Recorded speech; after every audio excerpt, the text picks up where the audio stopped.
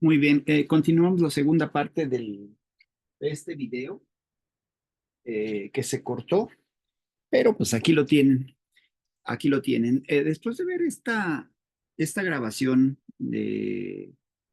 corta de fuerzas intermoleculares, puentes de hidrógeno y demás, bueno, nos queda claro que para un mortal común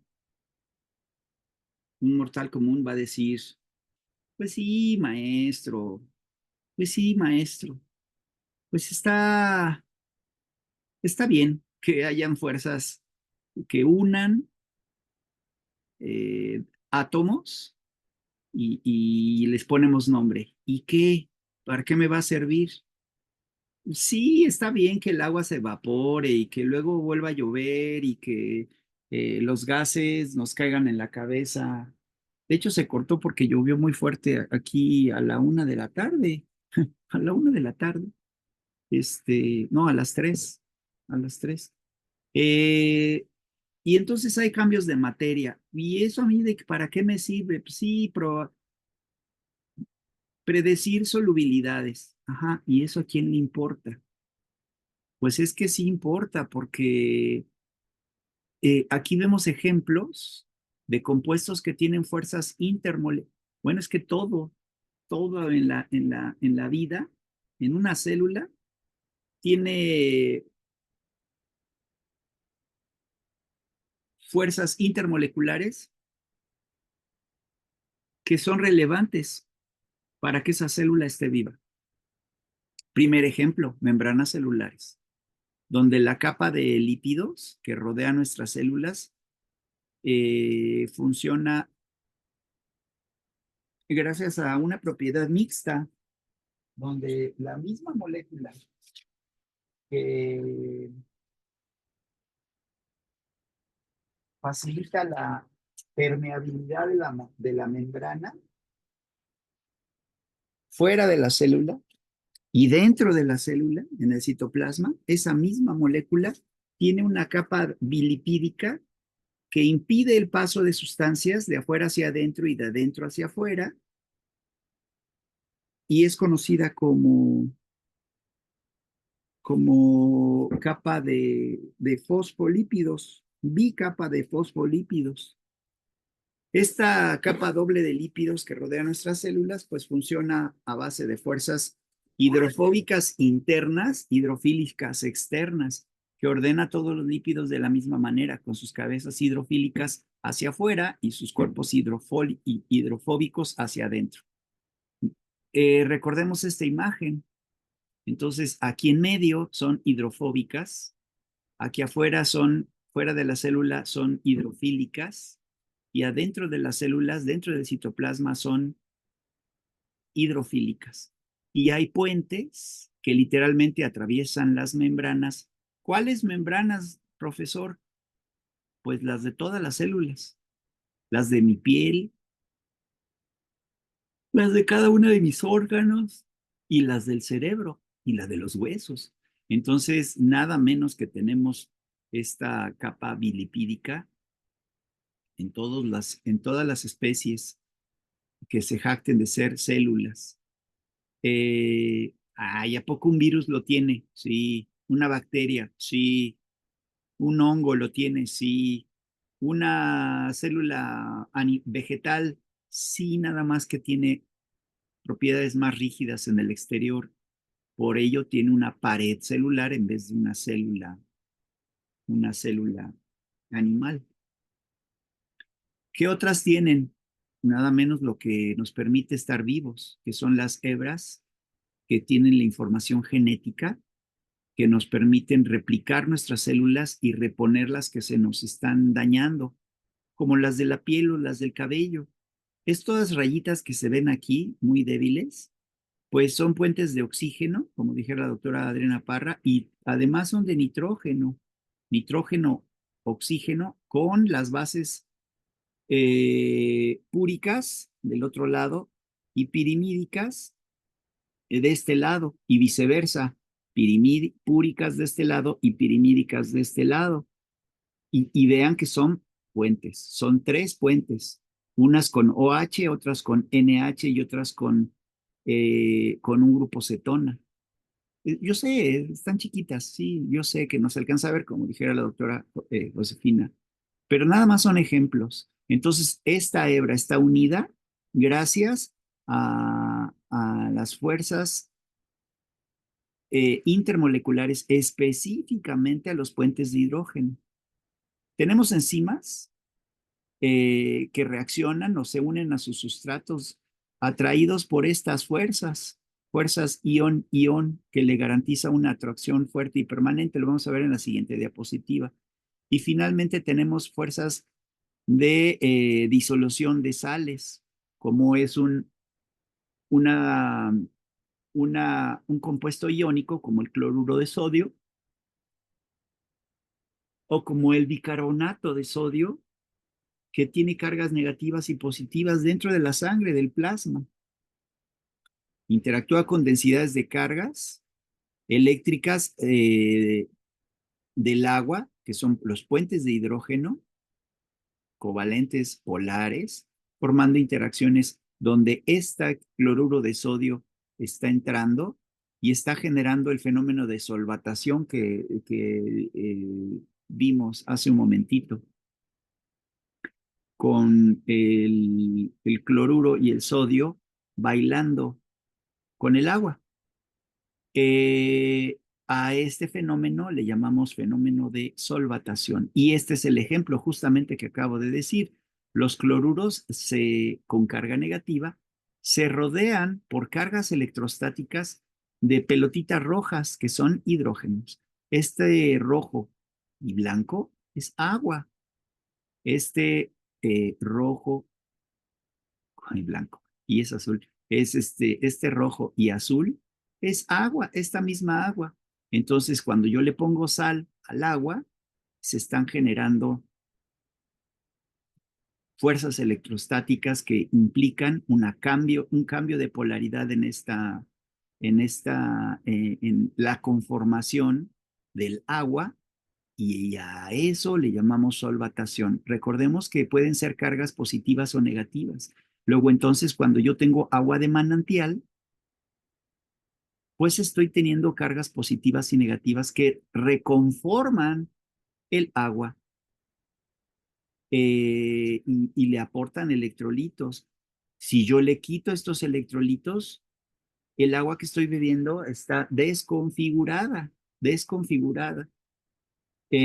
Oiga, pero esto me va a hacer muy bueno para un paciente cardiópata o hipertenso. Pues sí, para un cardiópata hipertenso, pues necesito un agua baja en sales como el cloruro de sodio, pero solamente en un cardiópata. Mientras yo esté saludable, ¿yo por qué carambas tengo que estar tomando agua del garrafón, que es bajo osmolar, hipoosmolar, y que va a ocasionar que mis huesos se desmineralicen? O sea, alguien tiene que reponer esa molaridad. Y estamos a 2 clases, doctores, de llegar a molaridad. Entonces, es importante que ustedes sepan que todo lo que bebemos debe de tener electrolitos. De ahí la importancia de un caldito de pollo, etcétera. Entonces, este fenómeno de solvatación significa sales disueltas en agua. Eh, y cuando yo tengo sales a las cuales le llamamos soluto, las sales son solutos. Y al agua le llamamos solvente o le llamamos el disolvente universal. Soluto, solvente. Soluto, lo que se va a disolver en el agua. A eso, a ese producto final, le llamamos disoluciones. Estamos a 3 clases de hablar de disoluciones. Miren, no es que me haga menso, pero ustedes han visto que a este ritmo de un capítulo por clase apenas estamos avanzando bien, porque cuando dábamos 2 capítulos por clase, que fueron las 3 primeras clases, íbamos demasiado rápido y no me estaban entendiendo. Entonces, el hacer este switch y darme cuenta de que a la primera parte de esta clase fue de 1 hora 36 y ahorita ya llevo algo así como 9 minutos. Pero nos está permitiendo tener ejemplos y eso es lo que necesitan ustedes como médicos.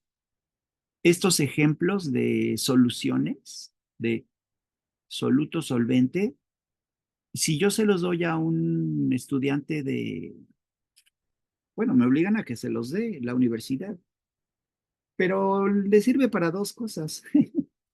Nada más para que se me queden viendo y no le ven la aplicación. Y por más que yo les digo, es que esto les va a servir en bioquímica, les va a servir en medicina, les va a servir en veterinaria, no, no me entienden, no me entienden. Cómo me gustaría que estuvieran acá, porque pues van a empezar literalmente a sufrir nuevamente esto, porque nada más acreditaron la materia por aventón. En el caso de ustedes no es por acreditar la materia, es por aprender y llevarse algo nuevo. Por eso es tan relevante que entren a clases. Aquí tenemos ejemplos de enzimas que funcionan gracias a interacciones intermoleculares. ¿Cuáles, maestro? Las 7 que vimos, las 7 que vimos. Luego entonces tenemos enfermedades enzimáticas. El paciente me llega mal, no sé qué hacer con él, pero me llega con los ojos amarillos, me llega ictérico, me llega débil, me llega con un fuerte dolor hepático y entonces yo le tomo una muestra de sangre y me percato que la fosfatasa alcalina total está alta. Eh, Veo que además su bilirrubina está alta. Ambas están altas. Wow. Están 5 a 6 veces por arriba. Válgame. Le palpo el hígado y lo identifico fibroso y tenso. Válgame Dios, pues tiene hepatitis. Le hago un ultrasonido y lo confirmo. Eh, y para rematar, le hago en la misma sangre, en su misma química, le pido GOT, GPT, las dos aminotransferasas, ALT, AST, que son lo mismo, a las cuales les llamamos transaminasas. Y me percato que tiene una enfermedad hepática y que tiene cirrosis. Entonces, para eso nos sirve. Me están gritando estas enzimas gracias a estos puentes intermoleculares que me sirven para algo.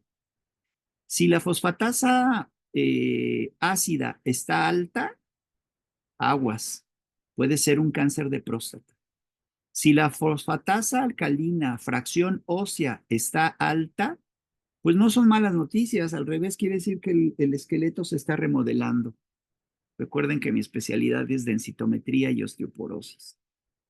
De eso sí puedo jactarme, los últimos 19 años me he estado dedicando. Bueno, en realidad son 22.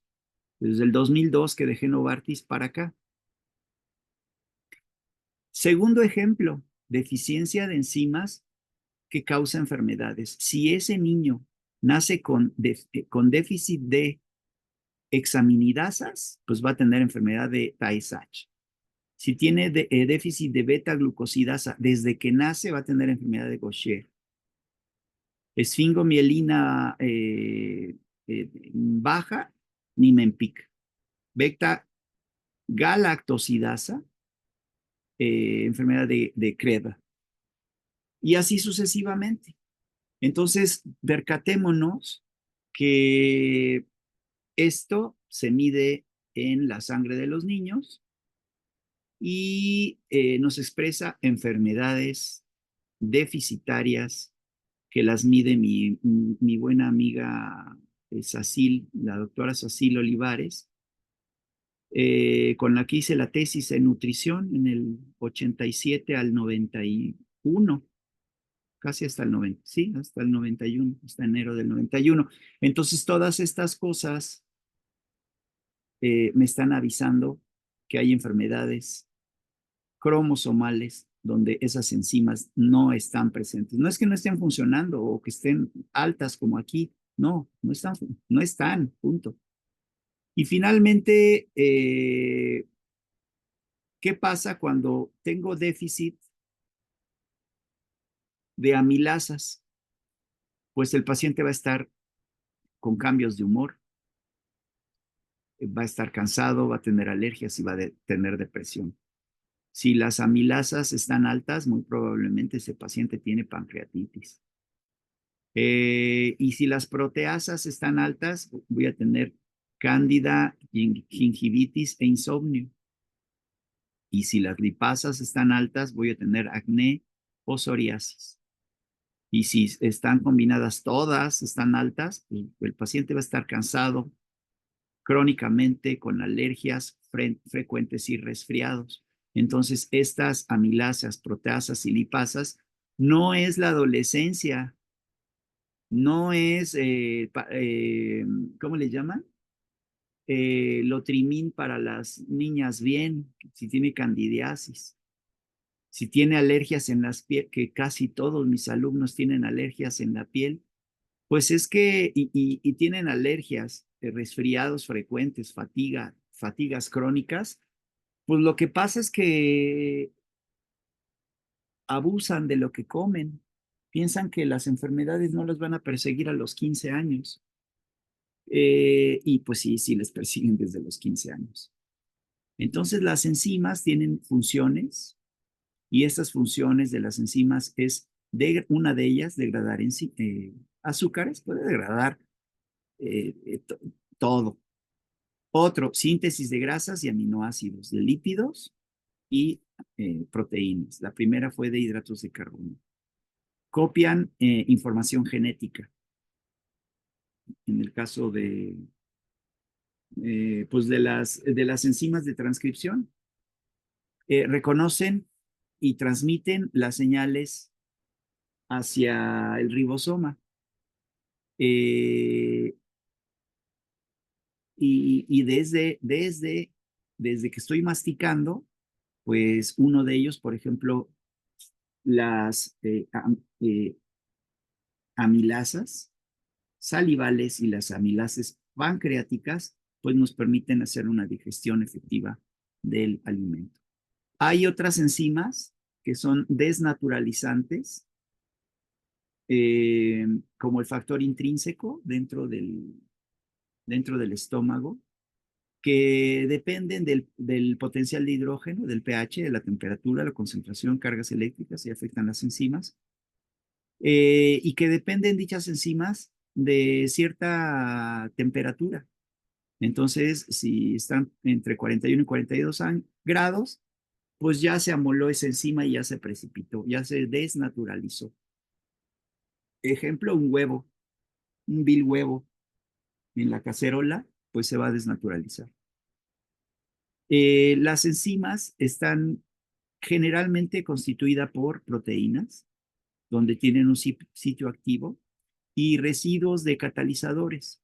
Estos catalizadores, ya lo vimos la clase pasada, pueden ser el cobre, el zinc, el hierro, el cobalto inclusive, el magnesio, y la enzima no se destruye durante la reacción.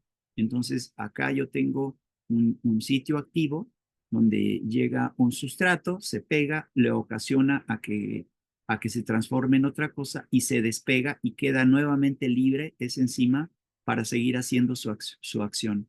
Estas enzimas pueden ser solubles, pero también pueden estar incrustadas en las membranas celulares. ¿Cuál es la característica de esta enzima, de estas enzimas? Pues que son catalizadores biológicos. Vean que aquí son moléculas enormes, que se pueden precipitar y ya se amolaron. Por ejemplo, las proteínas de un virus. de Spike S del coronavirus. Entonces, cuando esas enzimas son sujetas a la acción del ozono, del agua oxigenada, o sea, el peróxido de dihidrógeno o del dióxido de cloro, pues son sujetas a desnaturalización y dejan de hacer su función. Por eso es que funcionan como funcionan.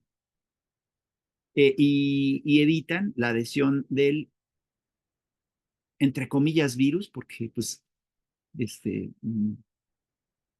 la retórica oficial dice que existen virus que se llaman coronavirus, que vienen del pangolín, que vienen del murciélago, y que son, inclusive que vienen del pollo, del H5N1 y el H3N1 y el etcétera, etcétera, y dicen que esos virus malditos son los que nos están enfermando. Y en realidad, los virus, lo saben ustedes ahorita que está lloviendo, sí hay más gente enferma. Sí, ¿cómo no? Claro que hay gente enferma porque los virus están en el agua. Y si el agua está saliendo de las alcantarillas a borbotones y me está contaminando la comida, pues eso que me como, principalmente los rotavirus, pues me van a hacer daño eh, y pues van a ocasionar diarreas y un montón de cosas. Pero es que son coronavirus. Bueno, ahora les han querido decir coronavirus y les han querido decir SARS, pero es una mezcla de porquerías lo que estamos recibiendo, que están estimuladas por frecuencia 5G. Entonces, las enzimas tienen una naturaleza proteica y también algunas, varias de ellas, pues vienen de los cuatro tipos diferentes de ARNs, de ácidos ribonucleicos. Eh, Todo eso termina en asa. Entonces, si es transferasa, es algo que metila como el paso le voy a llamar, de cisteína a metionina, en el cual en la cisteína no tiene un metilo y la metionina sí lo tiene. Entonces la enzima que cataliza esa reacción se llama transferasa. Una oxidorreductasa, como la conversión de CO2 a bicarbonato y a bicarbonato y agua, está mediada por una óxido-reductasa. Una hidrolasa que va a romper o aguas en OHs, liasas, isomerasas, ligasas o sintetasas. Fuentes de obtención de enzimas, las células animales, vegetales y microbianas. Por eso es tan importante tener un balance en mi alimentación, porque si yo me alimento con probióticos, por ejemplo, un tepache, pues este va a tener productos de degradación de bacterias, pero también va a tener a las bacterias y a los hongos, a las levaduras allí. Y eso va además a proveerme de las enzimas de estos microbios. Hay microbios malos y hay microbios buenos. De hecho, yo diría que son más los buenos que los malos, porque hay en nuestro cuerpo entre 5 a 10 veces más de células eh, microbianas que de células propias. Así es que esta teoría de todo lo que viene de afuera, lávate las manos porque te va a hacer daño, pues es una teoría muy reduccionista y muy torpe, muy torpe.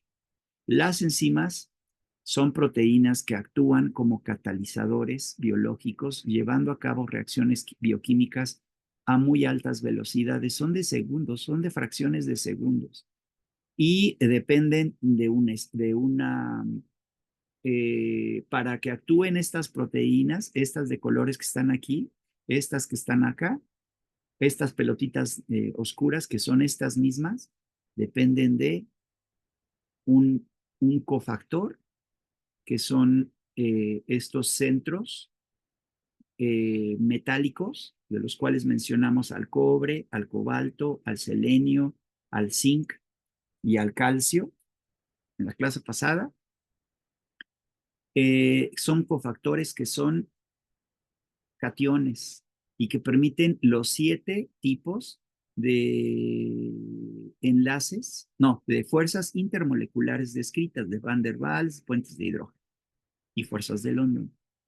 Y de una coenzima que es una vitamina, literalmente. Eh, complejo B, B1, tiamina, B2, riboflavina, B3, eh,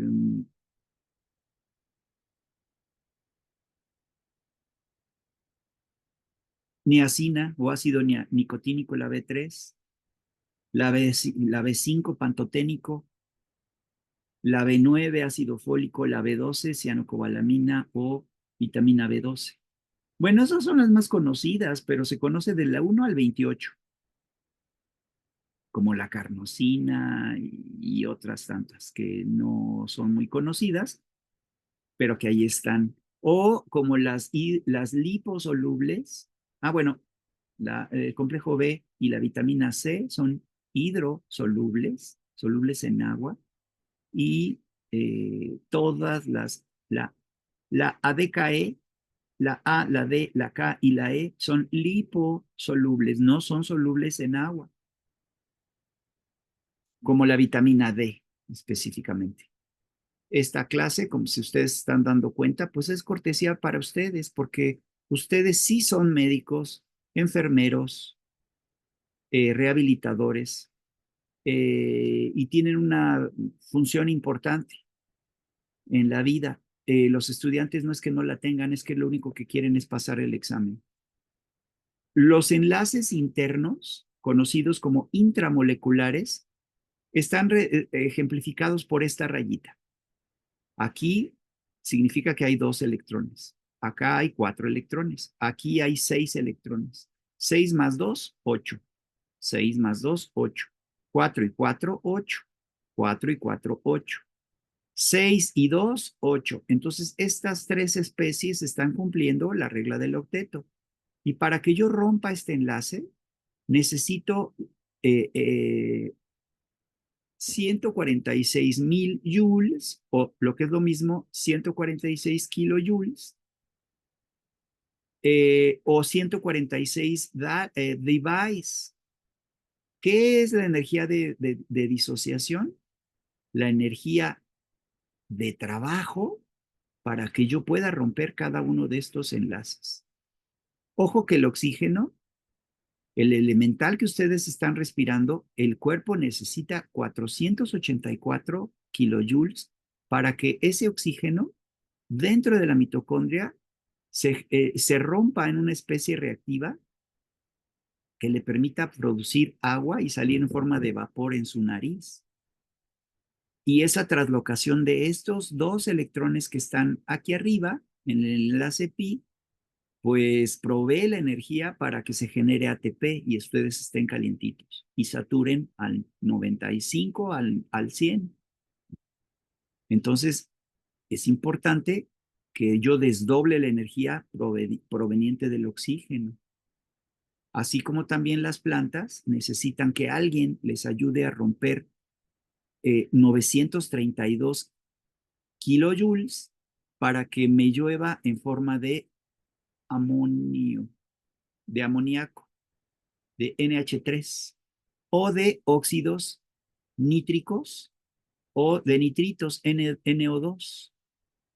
NO, acuérdense del Viagra, lo dije hace rato, y de NO2 nitritos o de NO3 nitratos. Nitritos, nitratos. Y ahí es donde el doctor Baruch dijo el nitrato de isosorbide.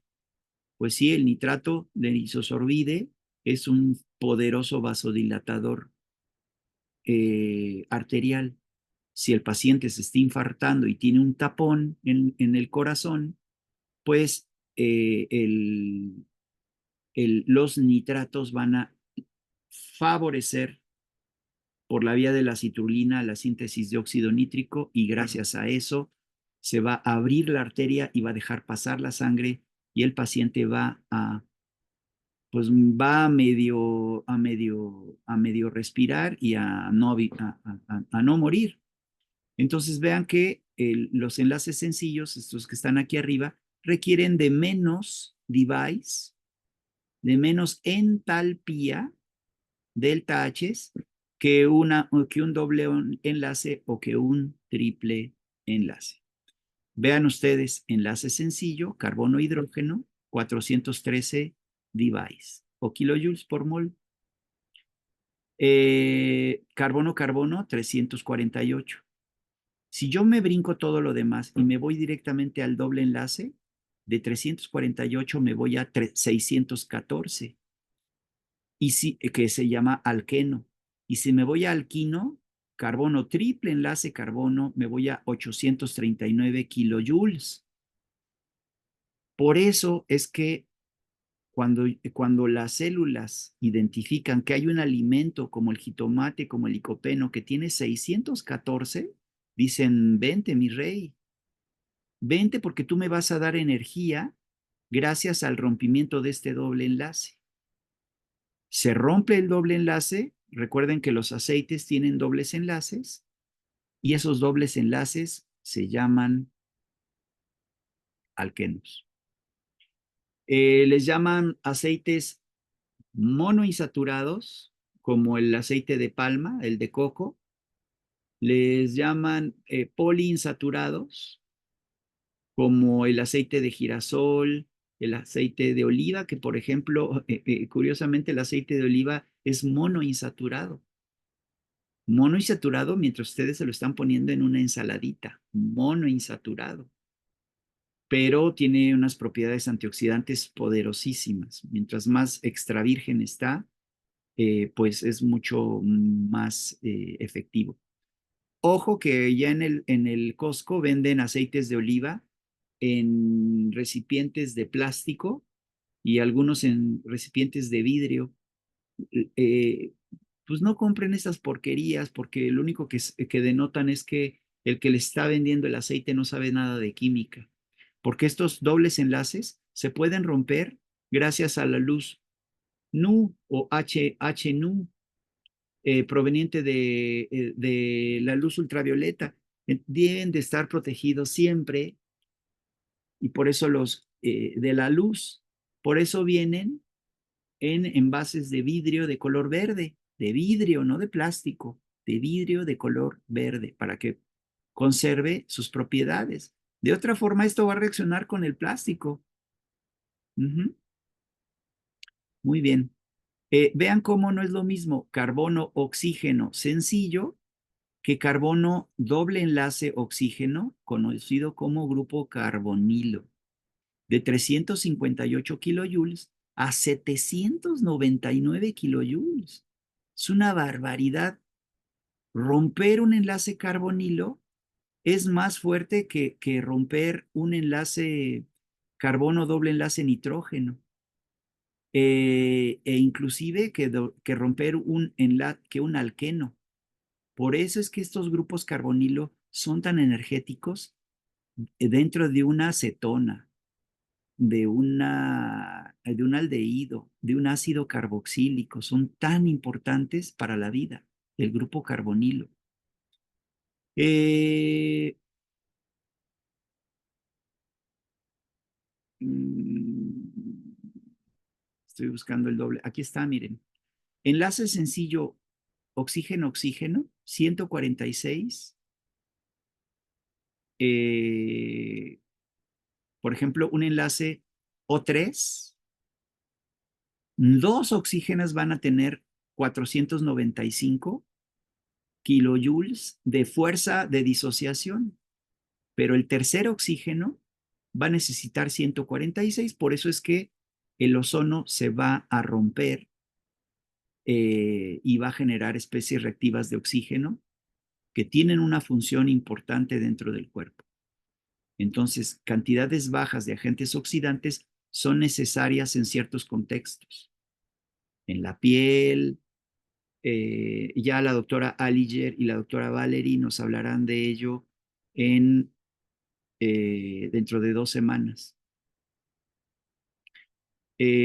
Por cierto, el doctor de Mari nos hablará de agua estructurada y de las propiedades minerales y de agua alcalina este, este 11 de agosto.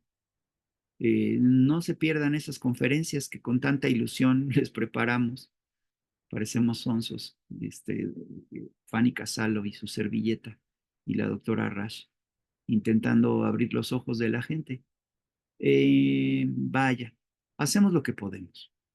El hidrógeno se rompe a 436, enlace sencillo, hidrógeno, hidrógeno 436, pero vean que el hidrógeno flúor, fluorinda no suelta ese electrón y se necesitan 567. Entonces, gracias a esta tabla, que está llena de números, sí lo entiendo, pero si nos fuéramos a ejemplos de cada uno de ellos, por ejemplo, el sulfidrilo, el SH, requiere 339. El S doble enlace, ¿dónde está? Aquí, S doble enlace oxígeno. El enlace tiol requiere 523 para romper un enlace de un dimetil sulfóxido. Este doble enlace SO se llama sulfóxido. Se requieren 523. Por eso funciona como acarreador, no se rompe tan fácil. Hace pasar los grupos metilo de un lado al otro, pero no se rompe. Es apasionante poner ejemplos de cada uno de estos enlaces. Generalmente los alumnos se ponen a bostezar cuando yo hablo de esto. Dicen, ay, qué hueva. Y pensar que te lo tengo que anotar y me lo tengo que aprender. Pues no, no te lo tienes que aprender, ni te los tienes que anotar. Lo único que lo tienes que hacer es integrarlo dentro de tu arsenal porque te va a servir. Te va a servir cuando pases a bioquímica y te hablen de entalpía, de delta H, que depende de temperatura. O sea, si yo genero temperatura con una reacción química, a la hora de romper un enlace, es una reacción exotérmica. Si yo tomo energía y se enfría, es una reacción endotérmica. Entonces, un delta H negativo, exotérmica. Delta H negativo, endotérmica. Delta S negativo, exergónica. Quiere decir que está generando desorden. Delta S positivo, endergónica. Se está ordenando la molécula. Este delta H y delta S conviven dentro de una fórmula que se llama delta G. Delta G es igual a delta S menos la temperatura multiplicada por delta H. Y con eso, y deliberadamente, porque soy maldito, aquí está, voy a dejar de compartir. Eh, no soy un maldito, soy un profesor dedicado. Aquí les voy a poner energía libre de Gibbs. Ahorita yo ya estoy relajado porque la primera parte ya se cortó. Entonces,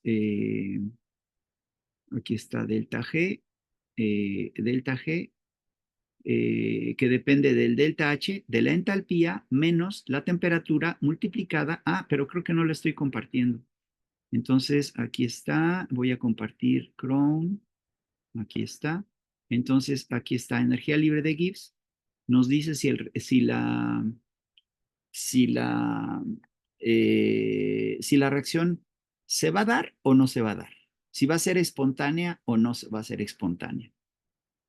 Le voy a poner un poquito más grande aquí para que se vea la definición aquí y dice, vemos claramente que el lado derecho, tenemos una expresión que solo depende de las propiedades del sistema, a la que Gibbs llamó cambio de energía libre o delta G del sistema. Sabemos que un criterio de espontaneidad de los procesos es que delta S sea mayor a cero, Luego, entonces, cuando esto es mayor a cero multiplicado por la temperatura y este negativo, pues me va a dar un cambio de signo. El proceso va a ser espontáneo cuando este delta G cero, este delta G cero del sistema sea negativo. Si el delta G es negativo, se va a dar la reacción. Se va a dar la reacción. Ajá. Eh, no estamos ahorita en clase de termodinámica. No los voy a dormir. Nada más dije, como soy desgraciado, pero no, no soy desgraciado. Simplemente soy un profesor dedicado. Entonces, aquí está. Solamente lo estoy mencionando para que más adelante, cuando lleguemos, híjole, energía libre va a ser como en 5 clases, me entiendan esto de ruptura de enlaces. Ok, entonces, ¿qué es una energía de enlace? Es la energía necesaria para romper un enlace de un mol de sustancia en estado gaseoso. Y se calcula como delta H, se llama delta H a partir de las energías de disociación. Recuerdan que se llama entalpía está aquí arriba, entalpía delta H y depende de la temperatura. O sea, si se rompe muy rápido y genera calor, es exotérmica, exos, hace calor, y si toma energía del sistema, es endotérmica. Ya casi estamos terminando la clase, en realidad. Y la geometría molecular me dice estos enlaces internos, intramoleculares, el covalente, iónico, metálico, y el coordinado, ¿qué forma tienen en el espacio? ¿Están aplanados como una tortilla? A 180 grados es lineal. ¿Están como en unas uvas en tercera dimensión? Es triangular. ¿Están 4 unidas como 2 pares de globos? Es tetraédrico. Y esta distribución en el espacio de estas moléculas o de enlaces intramoleculares no es otra cosa que el metro indios verdes en la mañana, donde las personas se amontonan y se hacen bolas en la forma que mejor pueden, como pueden, en la entrada, con la finalidad de ganar un lugar y de que no los deje el metro. A esta forma de aplastarse entre sí les llamamos la teoría de repulsión de pares de electrones de valencia. La acuñó Gillespie-Niholm. Gillespie-Niholm, teoría de repulsión de pares de electrones. Y es una forma de representar cómo se acomodan los átomos para formar moléculas basados en el grado de repulsión. Acuérdense que los electrones son, forman parte de compuestos y estos compuestos tienen una forma. Cada compuesto tiene una forma diferente. Le llamamos estereoquímica, la forma como se organizan en el espacio, hacia la derecha o hacia la izquierda, esos compuestos de los pares de electrones. Entonces aquí yo tengo un electrón, dos electrones, aquí tengo un átomo, otro átomo y otro átomo. Y en el centro tengo un átomo distinto. Entonces, si este fuera un carbono, sería un metano, un CH4. Y ese CH4 tiene una forma dentro del espacio. Así como tenemos al metano con una estructura tetraédrica, pues tengo otras estructuras. Acabo de describir la que tiene 4 pares de electrones. Si la tengo con 3 es trigonal plana, si la tengo con 2 es lineal, si la tengo con 5 es bipiramidal y si la tengo con 6 es octaédrica. La forma como se distribuyen estos en el espacio describen geométricamente la distancia entre una molécula y otra, entre un átomo y otro. ¿Dónde está el par de electrones? Separado a 180 grados se le llama lineal. Un ejemplo, el dicloruro de berilio, en el cual el cloro está a 180 grados del siguiente cloro. Cuando yo tengo tres pares, un par, dos pares, tres pares de enlace de electrones, le llamamos trigonal plana. Vean que tiene la forma de un triángulo. Cuando son cuatro, se acomodan como dos pares de globos. Cambia la conformación. De aquí a acá hay 120 grados. De aquí a acá al centro hay 120 grados. Del centro a para acá hay 120 grados. Y entre un flúor y otro flúor hay 120 grados. Esta distribución de pares de electrones libres nos va a servir 109.5 para entender al metano, 120 grados al eteno y 180 grados eh,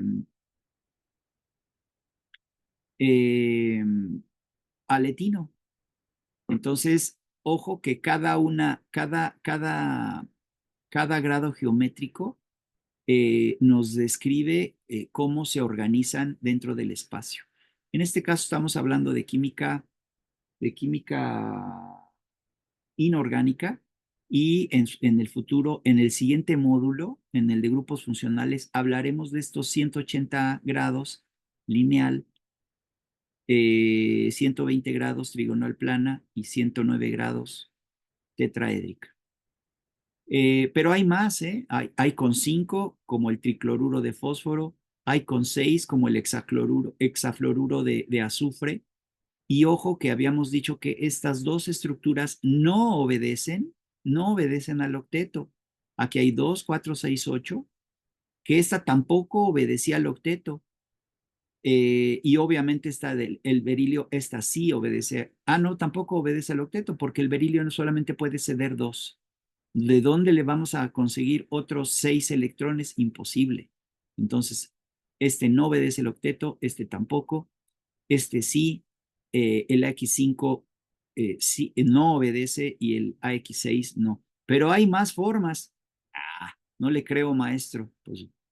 Pues créanme, porque lo vamos a ver ahorita. Cuando nosotros tenemos simplemente enlaces sencillos, hablamos de enlaces sigma. Y cuando tenemos enlaces pi, enlaces dobles. Enlaces dobles. Oiga, y cuando tenemos enlaces triples, bueno, son 2pi y un sigma. 2pi y un sigma. Los enlaces sigma se empalman para formar un orbital molecular, mientras que los enlaces pi se enlazan por arriba y por abajo del plano, de forma tal que hacen arcos. Y un triple enlace no va a ser un enlace sigma por 3, sino que es más fácil de romper. Con esta imagen es la misma que ejemplifica estructuras lineales con dos pares de electrones, con 3, con 4, con 5, con 3 nuevamente en el caso del amoníaco NH3, y en el caso del agua con 2 y es angular. Y esa es angular, pero tiene 109.5, es muy parecida a la tetraédrica. Por eso forma hexágonos perfectos cuando el agua se cristaliza poco a poco en el cuerpo. Y con esto estamos terminando nuestra clase. Démonos cuenta que con esto terminemos nuestra clase. Deliberadamente voy a poner el video porque es un resumen muy bonito de Google Chrome. Es un resumen de lo que de lo que acabo de decir. En la clase no lo pude poner, pero aquí sí, aquí sí. Entonces esto lo quito y me vengo para acá y veo que no está el video, no importa. Me vengo para acá, lo bajo geometría molecular, ahí está. Hola a Y todos, hoy esto, para seguir aprendiendo sobre las moléculas, perfecto. Entonces, me vengo para acá. ¿Y dónde quedó la bolita?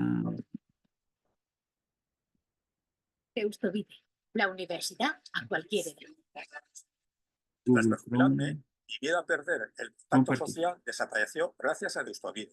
Ahí Aprendí está. a vivir Y ahí mientras está. ampliaba. Hola a todos, hoy para seguir aprendiendo sobre las moléculas, aprenderemos a determinar su geometría molecular. Recuerda que las moléculas no son planas, no son como las estructuras de Lewis que dibujas en papel o las que se ven en la pantalla, sino que son estructuras tridimensionales. Sus enlaces ocupan espacio hacia adelante, hacia atrás, hacia arriba, hacia abajo, hacia todos lados. Por eso, con un poco de imaginación y con este material didáctico de última generación, podemos pensar en las moléculas. Pues no es de última generación, pero sí nos permite ver en 3 dimensiones. Por cierto, aquí tiene el libro de Chang. El libro de Chang se los compartí está está en español, está completito, es maravilloso el libro. Ábranlo, por favor. Está en sus materiales de consulta. Está en digital, no lo necesitan comprar. Tiene 800 páginas y el Chang no digo que es la Biblia de química inorgánica, de química básica, de secundaria y de prepa. Nadie los abre, pero ni en secundaria ni en prepa, pero es un libro hermoso, hermoso. Eh, y bueno, seguimos con la presentación de la forma o la geometría molecular en el espacio. Moléculas como una figura geométrica. No es tan difícil, solamente hay que ver hacia dónde están posicionados los átomos y el ángulo que se forma entre sus enlaces.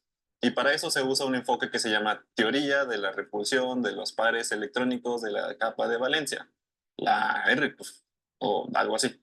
Suena muy complicado, pero en realidad es muy sencillo. Primero necesitamos saber qué es un grupo de electrones.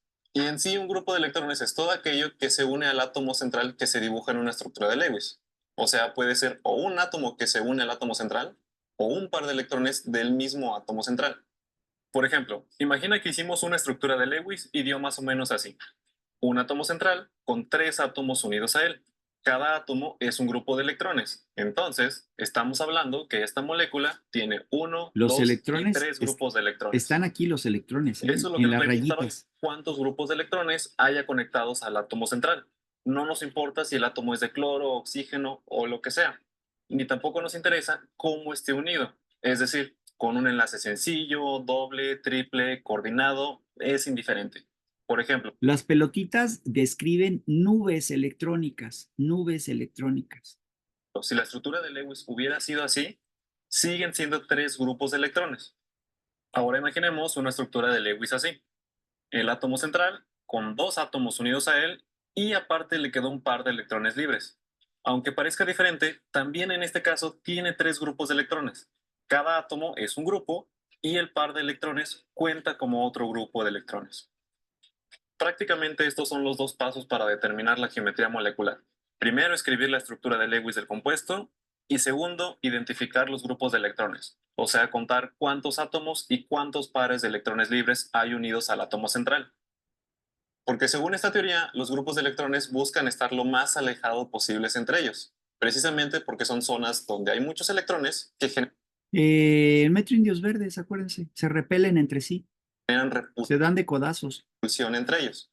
Por lo tanto, la geometría molecular que adopta una molécula es aquella donde la repulsión sea mínima. Es decir, la molécula se va a acomodar de forma en que los grupos de electrones estén lo más alejados posibles. Recuerda que las moléculas siempre buscan ser estables, estar tranquilas. Y si existiera mucha fuerza de repulsión entre sus enlaces, eso les quitaría estabilidad. Ahora sí, con esto en mente, veamos las diferentes geometrías que existen.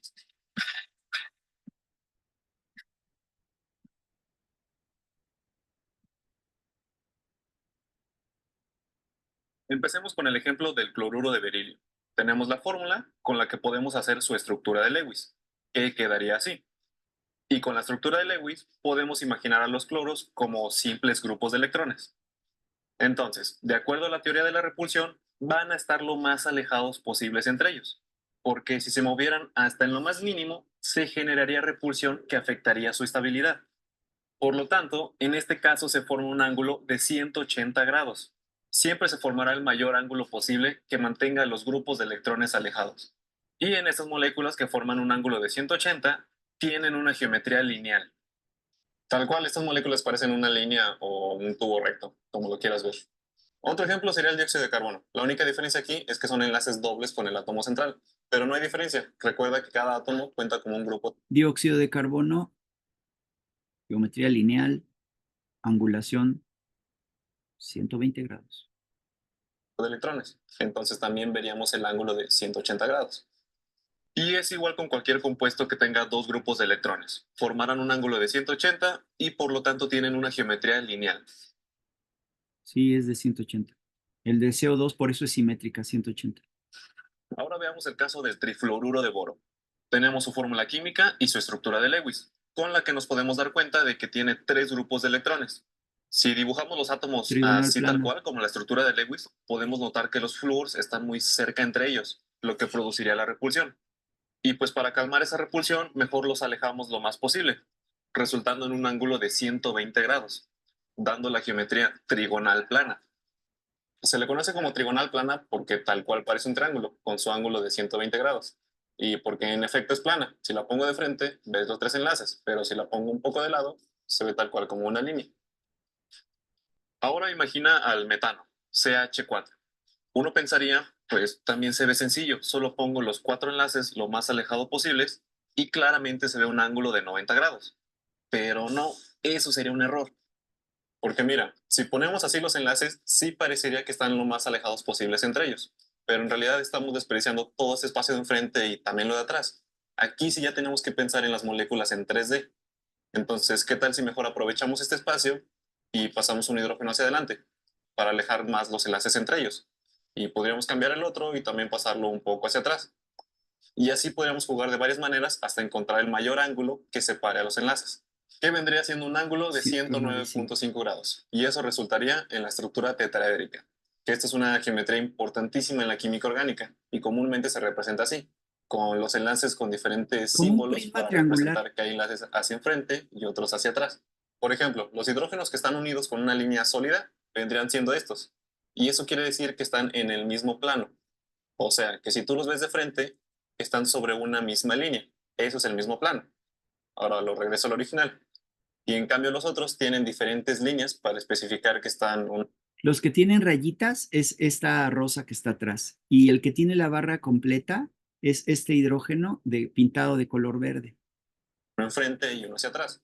Por ejemplo, el que tiene la línea como de una punta de flecha vendría siendo este verde, está un poco hacia adelante, digamos que apuntando hacia ti, hacia la cámara. Y el otro que tiene una línea punteada vendría siendo este, un poco, este rosa, que está un poco hacia atrás, digamos que más cerca de mí. Que si te cuesta imaginar un poco las moléculas así, es igual que cuando unes cuatro globos. Como cada quien ocupa su espacio, pues cada quien se separa hacia una dirección para formar la estructura tetraédrica. Tetraédrico. Tetra, cuatro lados, prisma triangular. Ya sé que suena y se ve complicado, pero después te acostumbrarás a estas representaciones. Por ahora, con que te quedes que la estructura tetraédrica son cuatro enlaces que están separados por ángulos de 109 grados y que están en direcciones totalmente distintas. Ya veremos por qué es tan importante en el siguiente video. Por mientras vamos con el siguiente, el dióxido de azufre. Si lo comparas con el dióxido de carbono, se parecen mucho, pero el azufre tiene un par de Tiene electrones este par libres de que electrones. cambian todo. Recuerda que los electrones están en sus orbitales moviéndose como locos y ocupando espacio. Bueno, ese espacio que ocupan prácticamente empuja a los oxígenos, forzándolos a formar un ángulo de enlace de 120, resultando en la geometría angular. Porque aunque afecte que esté ahí el par de electrones, en sí no los vemos. Si pudiéramos hacer las moléculas grandes, nada más veríamos esto, un ángulo. Por eso es la geometría angular. Aunque si has estado atento hasta aquí, tal vez notaste que ya vimos una molécula con un ángulo de 120, el trifluoruro de boro, y tenía una geometría trigonal plana. Y uno se pone a pensar, ¿cómo es posible que tengan una geometría molecular diferente, pero el mismo ángulo de enlace? Eso ocurre porque estas dos moléculas tienen algo en común. Ambas tienen tres grupos de electrones. Por eso tienen el mismo ángulo de enlace. Ambas están manteniendo tres grupos de electrones lo más alejado que pueden. Incluso a esto algunos libros le llaman geometría electrónica, la que depende puramente de los grupos de electrones y define el ángulo de enlace. Mientras la geometría molecular depende puramente de los enlaces. 3 enlaces, trigonal plana, 2 enlaces, geometría angular. Por ahora nos va a importar más la geometría molecular, para dejarlo más sencillo. Ahora veamos otros casos donde afectan los electrones libres. Uno clásico es el amoníaco, que al hacer su estructura de Lewis se notan los electrones libres del nitrógeno. Y similar al ejemplo pasado, van a empujar los enlaces, lo que resulta en una tipo pirámide. Y justamente así se llama esta geometría, trigonal piramidal, porque tal cual tiene la forma de una pirámide de 3 lados. Y en este caso, el ángulo es de aproximadamente de 109. La molécula de agua es otro ejemplo con ángulo de enlace de 109.5 grados, pero como podrás saber, Allí ustedes pueden decir, no, yo no veo por ningún lado el prisma. Sin embargo, este par de electrones, estos dos pares de electrones ocasionan que hayan los puentes de hidrógeno que ya habíamos descrito con las vecinas. Y por eso es que el agua se constituye como una red cristalina, una red hexagonal perfecta, que cuando yo le quito toda la bola de bacterias y de metales pesados y demás, realmente es un agua estructurada. Y esa agua estructurada pues tiene propiedades poderosas porque no tiene contaminantes. Entonces, lejos de tener una geometría de 180 grados, este doble par de electrones ocasiona que sea realmente tetraédrica. adivinar, aquí la geometría es diferente. La geometría del agua es de tipo angular, porque aquí solamente vemos 2 enlaces. Y de nuevo habrás notado que en total vimos 3 moléculas que tienen el mismo ángulo, un ángulo de 109. E igual que el caso pasado, tienen el mismo ángulo porque todas tienen la misma geometría electrónica. Es decir, todos tienen 4 grupos de electrones que al alejarse les da ese ángulo. Pero ya cada caso es único porque tiene diferentes. Acá le llamamos angular solamente porque entre hidrógeno y hidrógeno, nada más entre ellos, la diferencia es de 109, pero los otros dos también están en 109. Por eso es que el agua eh, eh, deriva en estructuras tetraédricas cuando se une a otras moléculas. Cuando está solita, pues es angular de 109, pero cuando está en contacto con otras, se convierte en una estructura tetraédrica de 109.5 hexagonal. Geometría molecular.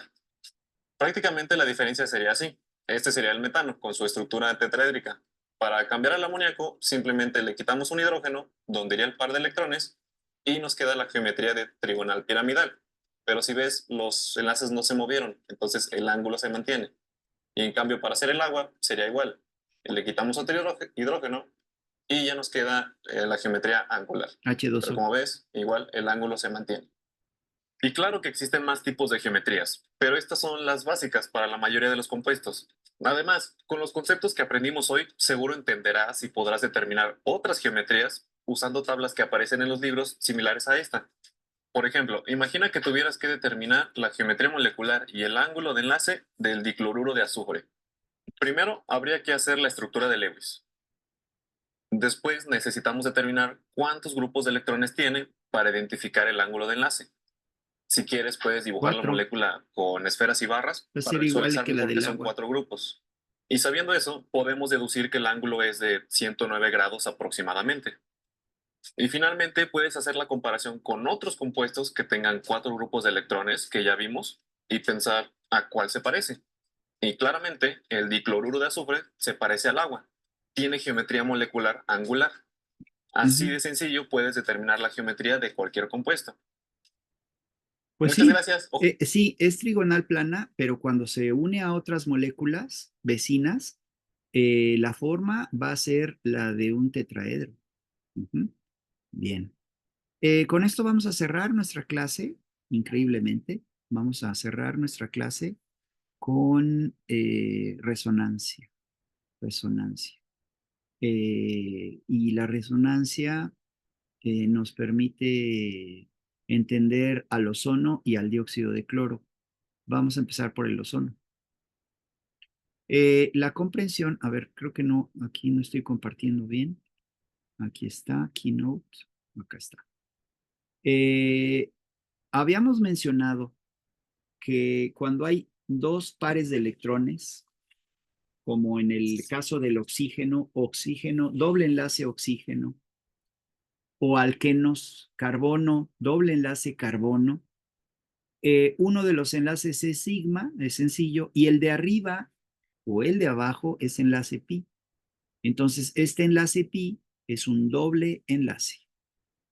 Pero acuérdense que hay repulsión de cargas. Luego, entonces, esta repulsión de cargas va a ocasionar en el compuesto final una redistribución de cargas, una deslocalización de electrones que aumenta la estabilidad del compuesto, del enlace.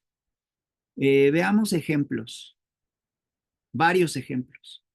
Benceno, carbonato, alilo, ozono y nitrato.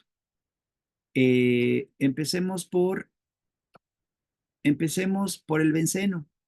Este benceno tiene un doble enlace, un enlace pi resonante que está arriba a la derecha.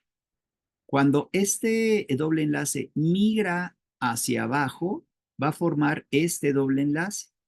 Y cuando este doble enlace migra hacia abajo, va a formar este doble enlace. Y cuando este doble enlace migra hacia la izquierda, va a formar este doble enlace. Y cuando este doble enlace migra hacia la izquierda, va a migrar hacia arriba y hacia la izquierda. Vean que aquí está el doble enlace. Y no migra solo, sino que todos migran al mismo tiempo. Y al migrar al mismo tiempo es indistinto representar al benceno así o así. Por ello le ponemos un circulito adentro indicando que es una estructura resonante donde es indistinto dónde se encuentra el doble enlace. Vamos a poner el siguiente ejemplo que le llamamos catión alilo, CH3H5 con una carga. Aquí está CH3H1, 2, 3. Aquí están 2, 4, 5 con una carga. La carga puede estar del lado izquierdo o puede estar del lado derecho. Vean que aquí está cubierto el octeto, aquí está cubierto el octeto, pero acá no está cubierto el octeto. ¿Por qué? Pues porque hay un par de electrones que no está unido. Y este doble enlace puede estar del lado izquierdo o del lado derecho, del lado izquierdo o del lado derecho. Por eso le podemos poner una línea roja que implique que se está migrando de un lado a otro, de un lado a otro, de un lado a otro. Finalmente tenemos el compuesto llamado O3, que es un oxígeno unido a tres, o sea, tres oxígenos unidos entre sí por un puente doble que se llama enlace pi y dos enlaces sigma sencillos, donde están dos pares de electrones. Ustedes dicen, pues a mí me da lo mismo, yo veo que ahí hay dos rayitas, quiere decir que hay 4 electrones y se acabó. Sí, dos de las rayitas son sigma y este enlace pi está migrando de aquí a la derecha. Aquí está la derecha, aquí está la izquierda. Y vean cómo se genera un polo positivo y un polo negativo. Ya habíamos visto que el enlace O, doble enlace O, tenía una fuerza de disociación alta y vimos que un enlace OO sencillo era de 162. Este era de 389 y este era de 162. Device o kilojoules por mol. Entonces es más fácil romper este chiquito del que está a la derecha o que está a la izquierda, pero el electrón en una molécula de ozono está girando para un lado y para el otro, y para un lado y para el otro. Y nos está dando esta estructura resonante que es equivalente, este más está arriba, a la izquierda y a la derecha, en una forma totalmente resonante. Por eso es que el ozono es tan reactivo, porque requiere de luz ultravioleta. Tantito yo tengo luz ultravioleta y ya se rompió este enlace. ¿Para qué nos sirve este enlace, esta resonancia? Nos sirve para proveer estabilidad a las moléculas Particularmente, pues sí, a las tres que vimos, que acabamos de ver, les da estabilidad. Les permite predecir cómo se van a comportar como ácidos o como bases. Recuerden que los pares de electrones son bases y la falta de pares de electrones se les llama ácidos, ácidos de Lewis, no ácidos de Bronsted-Lowry ni de Arrhenius. Ya lo veremos en su momento dado. Nos sirve también para predecir los mecanismos de reacción, cómo van migrando ese movimiento de dobles enlaces. Nos permite adivinar la aromaticidad y la sustitución, dónde va a entrar y cómo va a entrar y por qué van a entrar en cierto lugar pares de electrones donadores que quieren participar en esos enlaces que son energéticamente muy, pues de alta energía. Y esto va a generar radicales. Y estos van a generar a su vez, pues, diferentes moléculas orbitales, orbitales moleculares. ¿Para qué nos sirve, maestro? Déjese de rollos. Para tener intermediarios reactivos en síntesis orgánica, y predecir su aromaticidad, pero sobre todo para la síntesis de polímeros y nuevamente para el diseño de medicamentos.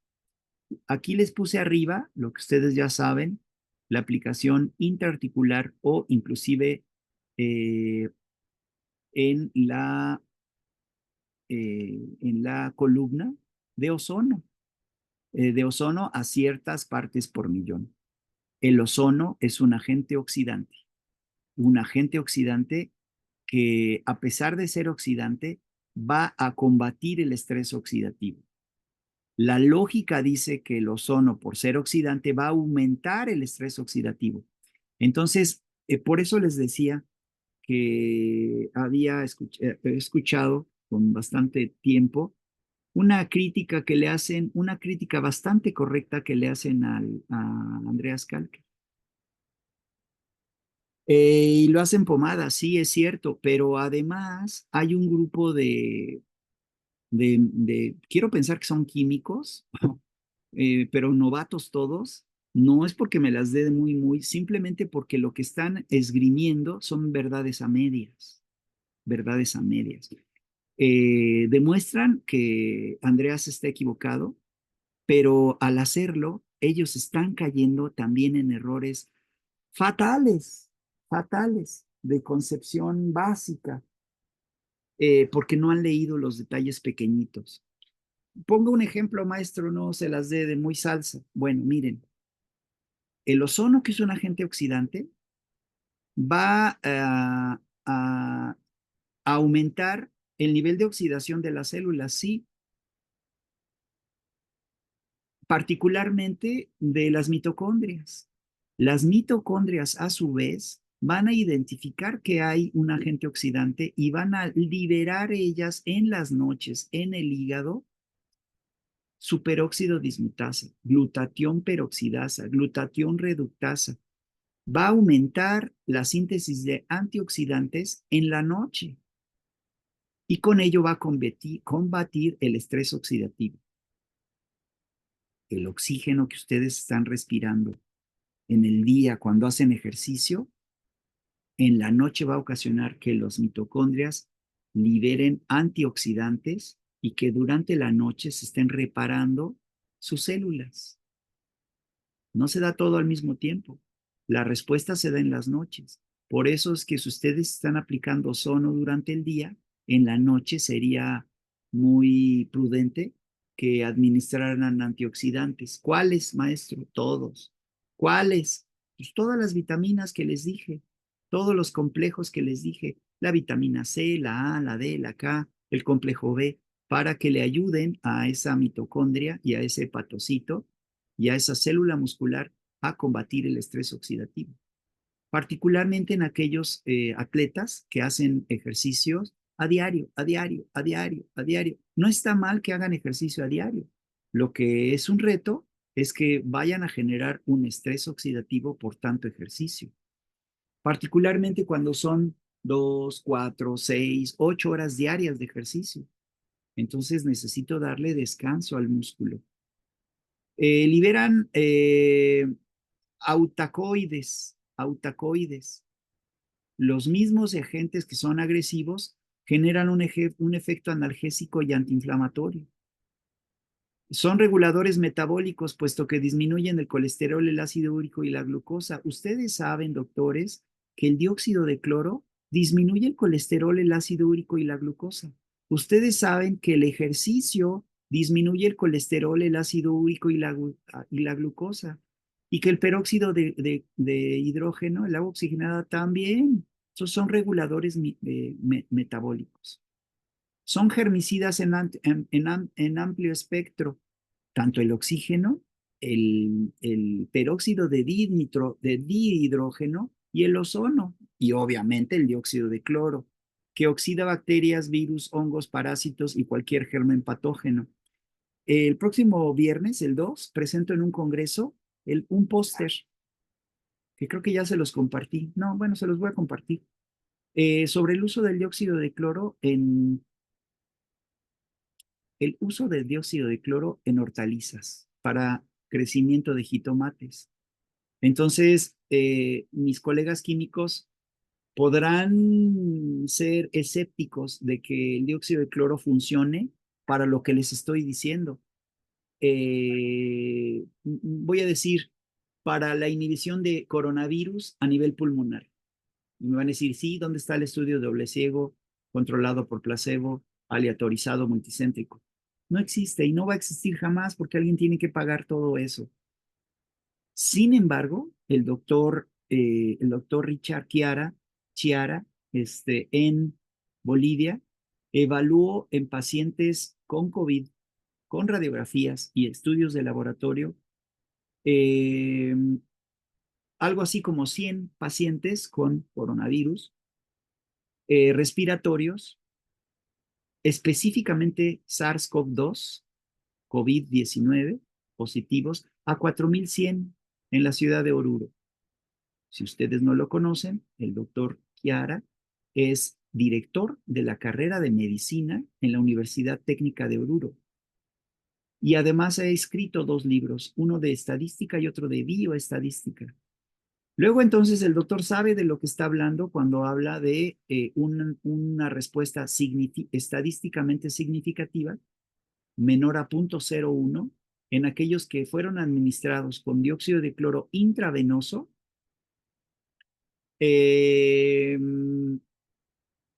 con una respuesta de eficacia estadísticamente significativa menor a 0.01, o sea, de 99 de cada 100 pacientes atendidos tuvieron una buena respuesta al tratamiento.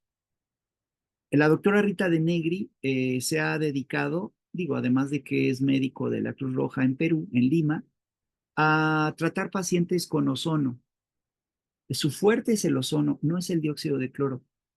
Se ha vuelto experta además en el manejo del dióxido de cloro, la buena doctora Rita, que le invité a entrar a estos cursos, pero bueno, pues todos están ocupados y entiendo que no pueden entrar.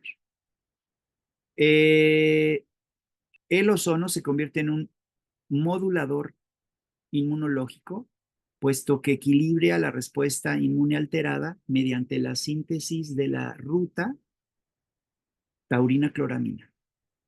Si alguien me dice, es que no lo entiendo, que por cierto, hoy tendría que reunirme con Mitch en la mañana. Hoy es sábado, ¿no? Sí, hoy es sábado. Con Mitch y con Tom, que es un químico en Estados Unidos. Y bueno, ya reprogramaremos para mañana o para la semana la reunión. El ozono luego entonces modula la vía de la taurina cloramina, que es la responsable de eliminar hongos, bacterias y toda esta bola de patógenos por medio de los lisosomas del macrófago. Se da por esta ruta, ya sabemos cómo se llama y cómo actúa. Y finalmente como un regulador que mejora el transporte y entrega de oxígeno en los tejidos y mejora la circulación venosa y arterial, por la razón de que se libera media molécula de oxígeno. Ahí sí se libera oxígeno. En el agua oxigenada sí se libera oxígeno. En el O2, en la oxigenoterapia, en un paciente intubado, se está enviando oxígeno. En cambio, en el caso del dióxido de cloro, la conversión a cloruros genera la síntesis de agua. No se genera agua, oxígeno como tal, pero sí se genera agua. Y la célula y la mitocondria lo agradece. Entonces es un booster mitocondrial, es un hormético mitocondrial eh, sensacional. ¿Cómo funciona? Bueno, el aparato toma oxígeno, rompe la molécula y la pega al oxígeno. Y una vez que está administrándose a 1, 2, 3 partes por millón, se inyecta en forma de jeringa o porque son gases, o se inyecta en una bolsa donde se burbujea esta parte por millón por algo así como 20 minutos, 10 minutos, y este ozono rompe las spikes S de las bacterias, perdón, de los virus o las membranas eh, de los parásitos, de las bacterias y de los hongos y de las levaduras y se vuelve a readministrar en forma de hemoterapia mayor. Entonces, con esto damos por terminada la clase. Voy a hacer una pausa deliberada aquí. Muy bien. Les comparto esta referencia. ¿Dónde está? Aquí está. Este es un artículo escrito, publicado en la revista Conciencia del año 2020 por el doctor o por una persona que se llama Cabero Holguín Víctor Hugo. Dice, el dióxido de cloro, los milagros no existen. Eh, eh, la presentó en julio y es tan buena la publicación que en agosto ya estaba publicado. Bueno, él no, aquí dice Instituto de Investigaciones Farmacobioquímicas de La Paz, Bolivia. Y está su ORCID para aquellos que quieran checar qué otras publicaciones tiene este colega. Entonces, describe las propiedades del dióxido muy bien. La usa como antiséptico y por eso es que les mencionaba que este eh, eh, producto fue utilizado desde 1944 para la desinfección de las cataratas del Niágara y fue popularizado por Howard Alliger, que en 2 semanas a finales de mes de agosto vamos a tener a Valerie en DFW. Va a ser un honor tener a Valerie. Bueno, para mí va a ser un honor tenerla como hija, como heredera de ese legado impresionante de referencias bibliográficas donde el doctor Howard Alliger desarrolló algo así como 200 artículos eh, para demostrar que funcionaba en diferentes situaciones. Estos datos han sido utilizados por la OSHA, American Occupational Safety Health Administration.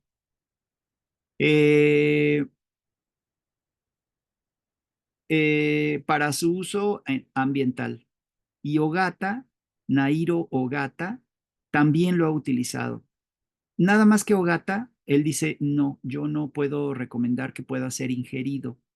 Ya el doctor Mario Esparza ha hablado con él y no lo puede creer.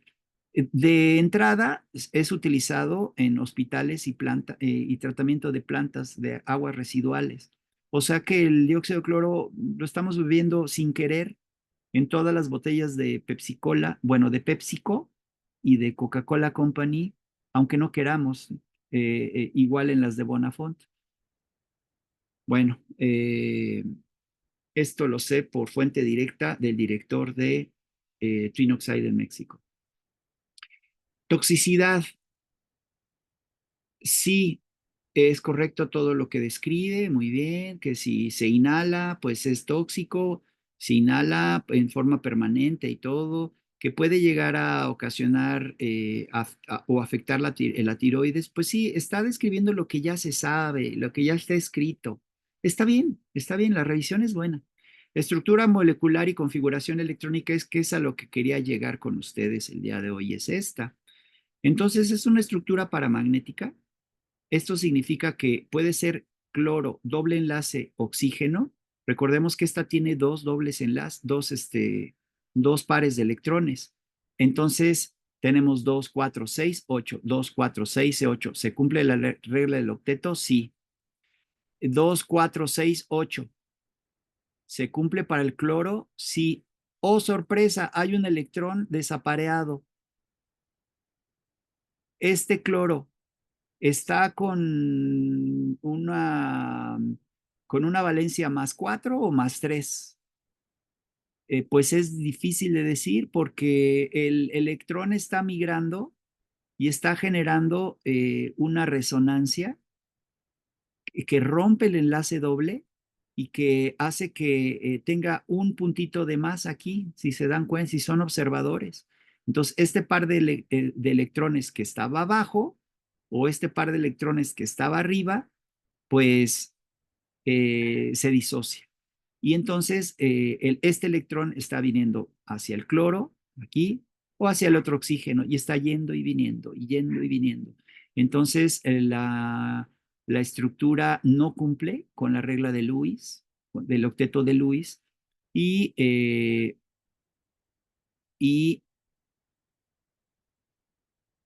dice, la formación de oxígeno molecular a partir del dióxido requiere de condiciones especiales muy alejadas de las fisiológicas. Por eso es que esto de es el oxígeno de los pobres, pues no es correcta. Se ha conocido durante mucho tiempo que durante la producción de Cl2, la reacción secundaria de esta molécula con H2O2 en medio alcalino es espontánea y produce oxígeno. Sí, siempre y cuando esté en medio alcalino como el 735 o el 745 de la sangre, y siempre y cuando esté presente peróxido de hidrógeno. La estructura de resonancia propuesta y probada permitió dilucidar diferentes mecanismos de reacción, que son los que les acabo de explicar, para la reactividad en diferentes condiciones. Su reactividad en medio alcalino frente al peróxido de hidrógeno se muere en la figura 2, que es la que está aquí abajo. Se ha descrito 3 mecanismos de acción de soluciones alcalinas mediadas por OHs, de los cuales, o sea, hidróxidos, de los cuales se puede, o hidroxilos, que se puede observar que solo uno de los mecanismos muestra la formación de oxígeno molecular. Así también se determinó que a concentraciones de milimoles, porque en realidad se necesita nada, ¿eh? Puede formar clorito y clorato. Sí, ya lo sabemos, que en pH alcalino forma clorito, ClO2, y clorato, ClO3. Y ahí es donde le encajan el diente y le dicen, pues, es el clorato, es muy tóxico, pero son milimoles. Formado se mantiene equimolar, mientras que a concentraciones bajas el orden es de micromoles. Pues sí, ya lo sabemos. Por otro lado, también se estudió la reactividad con peróxido de hidrógeno en medio ácido, pero eso no pasa en la sangre. Sí podría pasar en el estómago, por ejemplo, con la formación de iones clorato. Y también demostraron la generación de oxígeno en condiciones a temperaturas y concentración con ácido sulfúrico altas, que no tenemos en el cuerpo, a 80 grados centígrados molares, y 2 molares, donde las concentraciones fueron pues ni siquiera de 1 molar, concentraciones extremadamente altas como para considerarlas en el estadio fisiológico. Esto es lo que sí pasa con el dióxido de cloro cuando se enfrenta al peróxido de hidrógeno. Entonces, estas flechitas que estamos viendo les llamamos mecanismos de acción, son migraciones de pares de electrones, mientras que estas medias flechitas son un electrón el que se está moviendo. Y esto forma enlaces que se forman. Cuando llega una base, se toma el protón, se forma un doble enlace, se desplaza por resonancia y se libera clorito más oxígeno en la sangre. Entonces, aquí describe, la anterior fue medio ácido con peróxido de hidrógeno y esta es en medio alcalino, en donde los productos finales pues son clorito, ClO2 y clorato. Muy bien. Reactividad con proteínas, péptidos y ácidos. De una vez los leemos, ¿no? El mecanismo tiene una gran acción antimicrobiana, siendo descrito en varias publicaciones, se destaca su capacidad de oxidar proteínas, particularmente aquellas que tengan cisteína. Tirosina y cisteína son dos proteínas específicamente que son oxidadas por el dióxido de cloro. No oxida todas, ¿eh? Aquí dice los aminoácidos. De hecho, está poniendo la referencia de NOS y le faltó otra de una doctora en Estados Unidos, donde aquí está. Son 6 aminoácidos: prolina, histidina, metionina, triptófano, tirosina y cisteína. Ojo, de estos 6, y esto está descrito en el SICA 37, ¿eh? De ellos, la reactividad es cisteína, triptófano, tirosina, en ese orden. Cisteína está en altas concentraciones en el eritrocito. Entonces, cuando yo tengo dos eritrocitos adheridos entre sí por el fenómeno eh, de apilación de monedas, y ese era un tema que el doctor Noelito Rodríguez me preguntaba con insistencia y le contestaba yo que sí, que era por esta apilación de monedas. Me está yendo el nombre, pero ahorita lo recuerdo.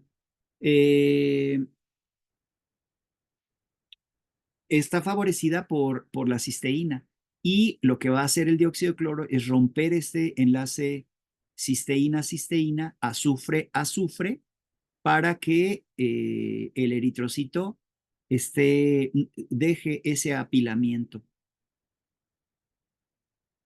Pese a tal hallazgo, la inactivación del bacteriófago T2 en la Escherichia coli cepa recombinante K13 se dio en la degradación de tirosina, cuya abundancia es mayor en la envoltura del virus. Los virus tienen mayor concentración de tirosina. El mecanismo molecular de la reacción con aminoácidos en condiciones pH cercanos a las fisiológicos es presentado y explicado por Sharma. La figura 4 muestra el mecanismo de acción sobre la cisteína y los subsecuentes productos de condiciones ácidas.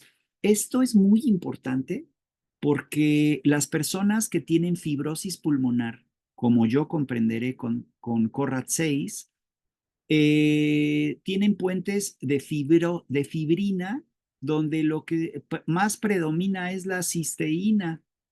Luego, entonces, lo que hace el dióxido de cloro en el pulmón es una hipótesis, pero pues por eso estoy hablando yo ahorita con ustedes, porque si no, estaría con oxígeno. A mí mis primeros neumólogos, me advirtieron que iba a requerir de oxígeno el resto de mi vida y de cortisona el resto de mi vida. Y ni estoy con oxígeno ni con corticosteroides. Entonces, el enlace, esta es una cisteína, esta es otra, se unen para formar este puente puente de azufre, y a pHs bajos se forman estas dos sustancias y a pHs altos, pHs bajos, es en presencia de ácidos y en presencias de álcalis, pues se forma la cisteína. Quiere decir que tiene una acción efectiva. Donde haya puentes de cisteína, por ejemplo, en las proteínas S del virus, en los eritrocitos y en la fibrina o en la fibrosis de cualquier tipo. El mecanismo de acción y los productos formados por la acción de el dióxido sobre albúmina albúmina y glucosa 6-fosfato deshidrogenasa fueron descritos por Ogata, y por eso es que el doctor Ogata dice no se lo beban. En dicho trabajo demostró que la acción se dio sobre los residuos de triptófano y tirosina, formando estas cosas, debido a las modificaciones covalentes oxidativas. Aquí, ojo, aparece el nombre covalente, y ahora ustedes ya saben lo que es un enlace covalente. El rotavirus ha sido estudiado concluyendo que el efecto de desinfección fue superior al de otras especies cloradas con rotavirus, que son los que abundan ahorita que hay lluvias. Se identificó daño del genoma viral, aunque no se pudo relacionar con la pérdida de la infectividad, por lo que no se puede garantizar que este tratamiento elimine la transmisión del virus a través del agua. Pues no se puede garantizar, de acuerdo a Xu. Sin embargo, en la práctica, pues sí lo usan para la desinfección no solamente de virus y bacterias y hongos, sino de corinobacterias. La reactividad del glutatión ha demostrado ser inactivado, su actividad oxidante. Pues claro, o sea, un antioxidante liberado por la mitocondria, como es el glutatión, es inactivado por el dióxido de cloro. Sí, pero la mitocondria responde produciendo más glutatión. Este tripéptido es sintetizado por diferentes microorganismos, así como el ser humano, como principal sustancia antioxidante liderada por especies reactivas. Hasta aquí uno diría, pues no, pues si bebes eso te va a agotar tu glutatión y te va a dañar. Toda la evidencia descrita líneas arriba clarifica la razón por la cual tiene una fuerte acción antimicrobiana. Además, los aminoácidos mencionados como los más reactivos, también hay los que tienen una cinética menor, pero que de igual forma forman parte en lo que pasa en última instancia, precipitación o desnaturalización de proteínas. Desnaturalización de proteínas, específicamente de enzimas. Por eso es que su uso en la industria de alimentos y agricultura, horticultura, jitomates, viene incrementándose debido a esta capacidad para controlar la contaminación microbiana. Su uso en combinación con ultrasonido en preservación de post cosecha de frutos mostró manera satisfactoria un mayor tiempo de vida, ideal para su transporte, comercialización. ¿Cuáles? Mangos, naranjas, piñas y jitomates. Sin haber residuos químicos luego del tratamiento, haciendo del fruto un producto ideal para el consumo humano. Ojo, si fuera tóxico, dirían, pues es que se acumula y entonces, pues es muy tóxico, pero no pasa eso. Un ejemplo de aplicación de la fase gaseosa es contra el virus Tulane, virus humano dispersado en cerezas, en blueberries. Demostró ser grandemente efectivo y probablemente muy apropiado para frutos similares. No probablemente, bueno, Kingsley dice probablemente, pero acá Twin Oxide lo vende a toda la industria agrícola. Los virus son en esencia material genético que no come, no vive, no respira, pero que está encapsulado en una envoltura llamada cápside. Hay virus un poco más complejos que contienen una membrana exterior o envoltura proveniente de una célula huésped, además de proteínas virales que son responsables de interactuar con los receptores de la célula huésped de esta forma infectarlo, como es el SARS-CoV-2. Por todo lo expuesto, se puede afirmar que el dióxido de cloro oxida las proteínas de la cápside y membrana viral, produciendo inactivación de virus. Ok, es cierto. En modelos animales también se ha demostrado, en humanos no se ha demostrado. Y nuevamente aparece el nombre de Norio Ogata, identificando que en el residuo del triptófano 153 de la hemaglutinina fue convertido a esto como consecuencia de la oxidación por dióxido de cloro. Estos resultados demostraron la capacidad del dióxido para neutralizar los virus de influenza. Ojo, no necesitamos andarnos vacunándonos contra la influenza si tenemos al ozono o al dióxido de cloro que posee una envoltura como es el SARS-CoV-2. Es cierto, acá Lubers lo utilizó en humanos sin daño fisiológico. Lo utilizó por 6 semanas.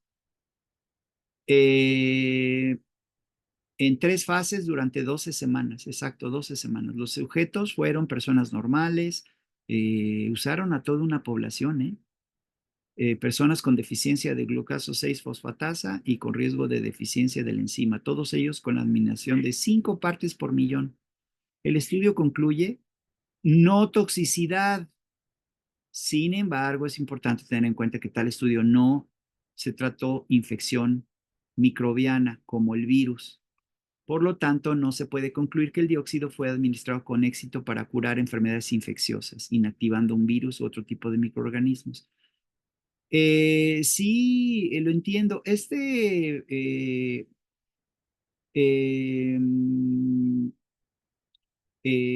artículo de Nitzius en la Universidad de Hungría en, en, fue en Budapest. Realizaron estudios de permeabilidad en gelatina y vejiga de cerdo usadas como membranas para verificar la difusión de la molécula a través de entornos más complejos como los mamíferos. Y relacionaron tales resultados por la actividad de microorganismos y su efecto citotóxico. Una característica muy importante es su tamaño pequeñito, a mayor especificidad reactiva con las biomoléculas descritas con anterioridad, en comparación con el ácido hipocloroso, que es más grande, y el hipoyodoso, que es muy grande. El dióxido de cloro tiene una velocidad de reacción mucho mayor y hasta puede reaccionar en estado gaseoso. La oxidación del tripéptido nuevamente se regresa al glutatión, tiene diferentes productos con diferentes implicaciones para un organismo superior, etcétera. Lo que concluye este doctor es que esto de liberar oxígeno como lo categóricamente lo mostró, es que hablar de más es muy delicado. Y Andrea siempre ha dicho que se libera oxígeno, entonces carece totalmente de sustento científico, y es cierto. Eh, por lo tanto, sería necio afirmar que es una fuente de oxígeno para células. Pues sí es cierto también. El intercambio gaseoso mediado por la hemoglobina de los eritrocitos que lleva el transporte para distribuir es un mecanismo de oxidación celular aprobado universalmente, y la pretensión de proponer un nuevo mecanismo de acción de asimilación de oxígeno es inaceptable. Bueno, esta es una verdad a medias porque no está considerando el fenómeno de Hamburger, donde el cloruro, no el dióxido, el cloruro entra dentro del eritrocito y genera la liberación de oxígeno y de bicarbonato. Entonces, no es un mecanismo directo, es uno indirecto. Por otra parte, el aumento en la oxigenación en las lecturas de los oxímetros es inconsistente debido a la imposibilidad de que libere oxígeno molecular.